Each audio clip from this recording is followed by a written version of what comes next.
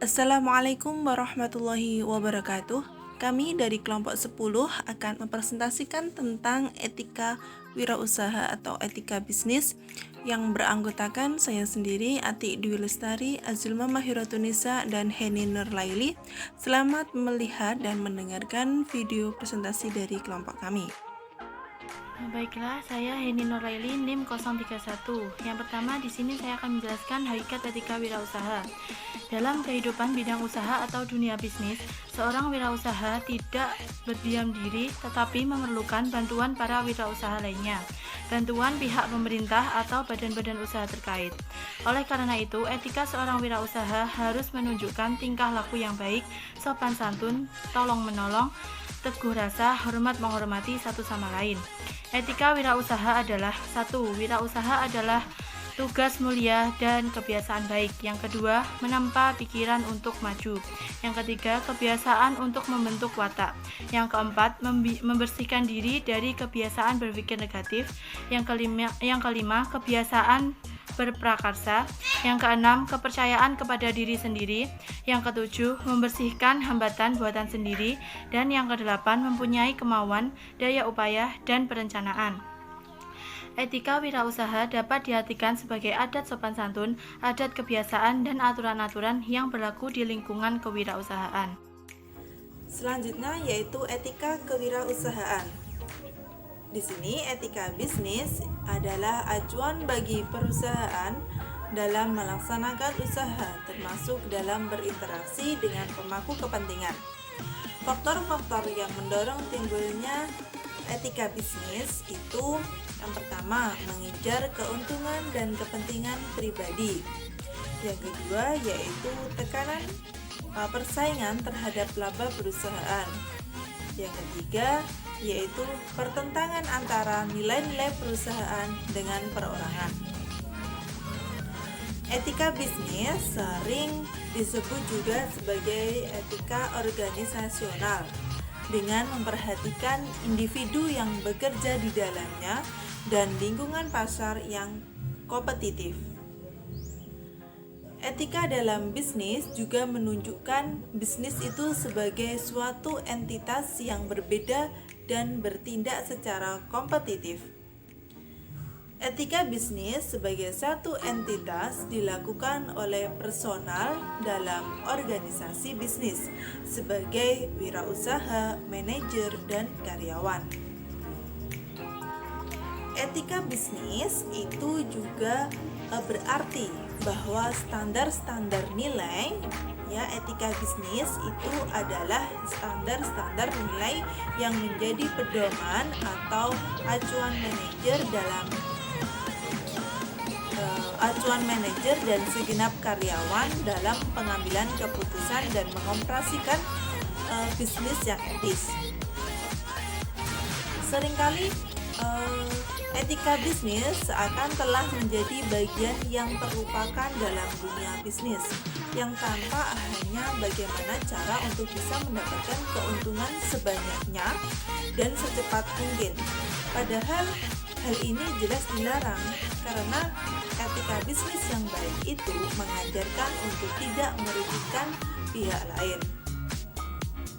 Dalam menerapkan etika bisnis, terdapat beberapa hal yang perlu diperhatikan, seperti yang pertama, pengendalian diri, yang kedua yaitu penerapan tanggung jawab sosial, yang ketiga mempertahankan jati diri dan ciri khas, dan yang keempat itu menciptakan persaingan yang sehat, dan yang terakhir yaitu menerapkan konsep pembangunan berkelanjut. Baik, selanjutnya saya Azulma Mahirotunisa akan menjelaskan mengenai etika bisnis. Seperti yang kita ketahui, etika bisnis memiliki peranan yang sangat vital. Etika bisnis dapat menghindari kecurangan, penipuan, dan dapat menambah motivasi bagi pelaku bisnis. Selain itu, etika bisnis dapat mengurangi dana yang tak terduga yang diakibatkan dari adanya kemungkinan perselisihan yang dapat menguras sumber daya yang dimiliki.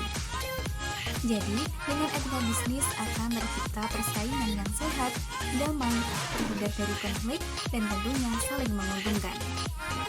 Kevin sendiri menempatkan fungsi etika pada 3 kelompok. Yang pertama yaitu sarana untuk memperoleh orientasi kritis berhadapan dengan berbagai moralitas yang membingungkan.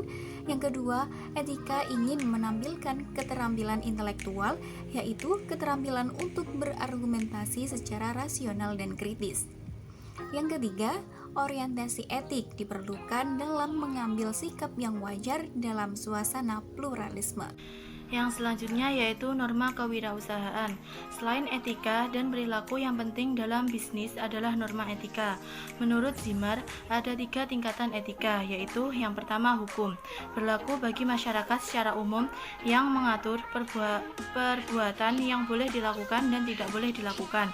Yang kedua, kebijakan dan prosedur organisasi, memberi arah khusus pada setiap orang atau organisasi dalam mengambil keputusan sehari-hari. Para karyawan akan bekerja sesuai dengan kebijakan dan prosedur perusahaan atau organisasi. Yang ketiga, moral sikap mental individu, sangat penting untuk menghadapi keputusan yang tidak diatur oleh aturan formal. Norma etika yang telah diterapkan diharapkan untuk tetap dipertahankan, bila perlu ditingkatkan. Tujuannya adalah untuk menciptakan rasa loyalitas dari pelanggan lama. Perubahan etika wirausaha ke arah negatif akan bermuara pada kekecewaan pelanggan. Prinsip-prinsip dari etika bisnis antara lain yang pertama yaitu prinsip ekonomi, yang kedua yaitu prinsip kejujuran, yang ketiga yaitu prinsip berbuat baik, yang keempat yaitu prinsip keadilan, dan yang terakhir yaitu prinsip hormat pada diri sendiri. Selanjutnya saya akan menjelaskan mengenai komponen etika bisnis. Terdapat 9 komponen yang perlu diperhatikan dalam etika bisnis. Yang pertama yaitu pengendalian diri.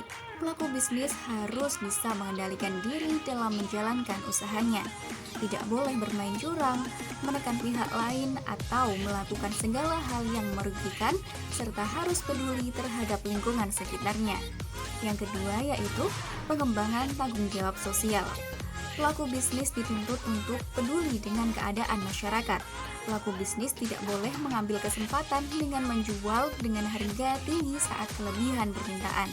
Sebaliknya, pelaku bisnis harus menjalankan CSR atau Corporate Social Responsibility, di mana perusahaan memiliki kontribusi untuk pembangunan berkelanjutan dengan memperhatikan aspek sosial dan lingkungan. Selanjutnya yang ketiga yaitu mempertahankan jati diri. Jadi, seorang wirausaha harus dapat beradaptasi dan mempertahankan jati dirinya dengan pesatnya perkembangan teknologi dan informasi, serta memanfaatkan dengan sebaik mungkin tanpa merugikan pihak lain. Yang keempat yaitu menciptakan persaingan yang sehat. Persaingan dalam dunia bisnis perlu untuk meningkatkan efisiensi dan kualitas. Tetapi persaingan tersebut tidak boleh mematikan yang lemah, tetapi sebaliknya, persaingan harus dapat menjalin hubungan yang erat antara pelaku bisnis dan golongan menengah ke bawah. Yang kelima yaitu menerapkan konsep pembangunan berkelanjutan. Dunia bisnis seharusnya tidak memikirkan keuntungan hanya pada saat sekarang, tetapi perlu memikirkan bagaimana dengan keadaan yang akan datang. Yang keenam yakni mampu mengatakan yang benar itu benar. Berarti dalam menjalankan bisnis atau wirausaha harus jujur dan apa adanya, tidak mengandalkan koneksi atau orang dalam, tidak melakukan kolusi dan korupsi atau memberikan komisi. Yang ketujuh yaitu konsekuen dan konsisten dengan aturan main. Apabila tidak mau konsekuen dan konsisten, maka semua konsep bisnis tidak akan terlaksana. Yang kedelapan yaitu memelihara kesepakatan. Jika semua pihak menumbuhkan rasa memiliki dengan apa yang telah disepakati, maka akan tercipta kenyamanan dan ketentraman dalam berbisnis. Dan yang kesembilan yaitu menuangkan ke dalam hukum positif. Jadi, dengan adanya hukum yang diatur dalam undang-undang akan menjadikan proteksi bagi bisnis yang lemah.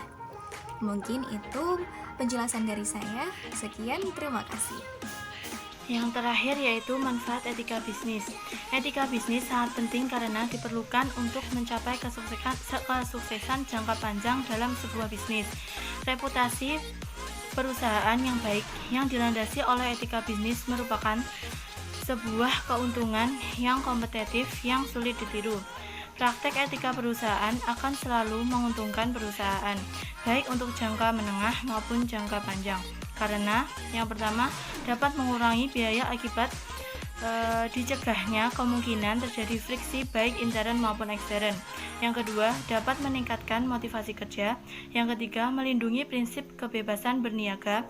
Yang keempat, meningkatkan keunggulan bersaing. Yang kelima, citra perusahaan di mata konsumen baik. Yang keenam, keuntungan perusahaan dapat diperoleh. Keberlangsungan hidup suatu perusahaan tergantung pada bagaimana cara penerapan etika bisnis oleh pelaku bisnis. Dengan diterapkannya etika dalam bisnis, maka secara tidak langsung dapat menumbuhkan kepercayaan diri rekan kerja, masyarakat, dan pelanggan. Sekian video presentasi dari kelompok 10. Kurang lebihnya mohon maaf, semoga bermanfaat. Akhiran, wassalamualaikum warahmatullahi wabarakatuh.